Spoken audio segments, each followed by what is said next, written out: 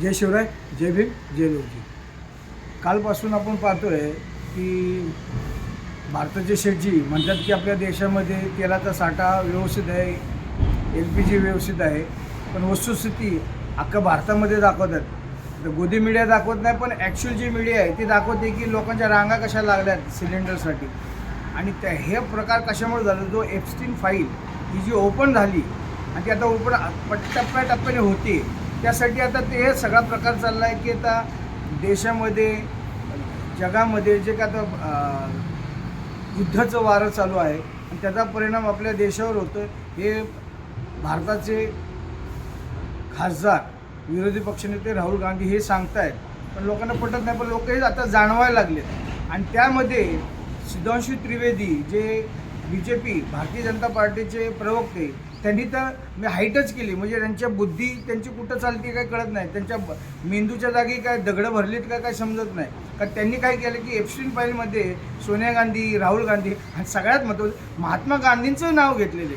आपण महात्मा गांधींचा मृत्यू कधी झाला, एप्स्टीनचा जन्म कधी झाला ह्याचा थोडा अभ्यास करा आणि अभ्यास केल्यानंतर बोला. तुम्हाला बोलायला मुभा आहे कारण तुमच्याकडे मीडिया आहे, गोदी मीडिया तुमचाच आहे. पण एक लक्षात ठेवा, ही देश कधी आणि जे नागरिक जनता कधी तुम्हाला विसरणार नाही. आणि त्यामध्ये अजून भर काय पडायला नाही ते बघा.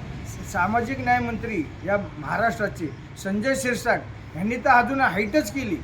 ज्या डॉक्टर बाबासाहेब आंबेडकरांनी 1989ला ॲट्रॉसिटी हा कायदा काय आहे काय नाही हे त्यांनी जे संविधानात लिहिलं आणि तो 1989ला तो पारित केला की त्याच्या मागचा उद्देश एकच होता की दीन दलित दुबळ्यांसाठी, दलितांसाठी, आदिवासींसाठी हा एक कायदा केला ॲट्रॉसिटीचा. त्याला ॲट्रॉसिटी असं बोलतात. आणि त्याच्यामध्ये त्यांनी काय सांगितलं की ॲट्रॉसिटी जर दाखल झाली असेल की त्याच्यावर लगेच FIR झाली पाहिजे आणि त्या संबंधित व्यक्तीवर लगेच गुन्हा दाखल होऊन त्याला अटक झाली पाहिजे. आणि त्याच्यामध्ये ह्यांनी काय उद्योग केला, विधानसभेमध्ये सांगितलं की आपण ॲट्रॉसिटीमध्ये जरा एक बदल करतोय आणि त्या कायद्यामध्ये अजून सुधारणा करून आपण त्याची पहिली चौकशी करणार आणि त्याच्यावर एक समिती बसवणार आणि त्याच्यानंतर आपण त्याच्यावर कारवाई करणार.